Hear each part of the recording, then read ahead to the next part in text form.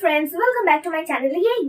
Friends, आज मैं आप लोगों को दिखाने वाली हूँ च्यूइंग गम स्लाइम।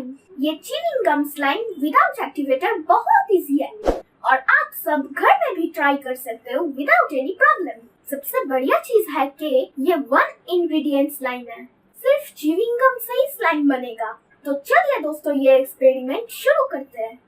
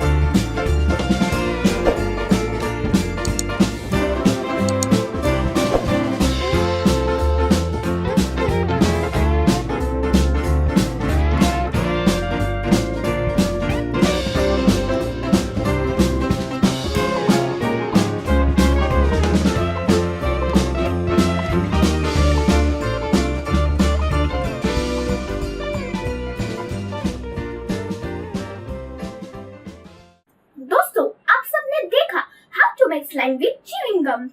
ये तो अब तक का सबसे रीजनेबल स्लाइम है।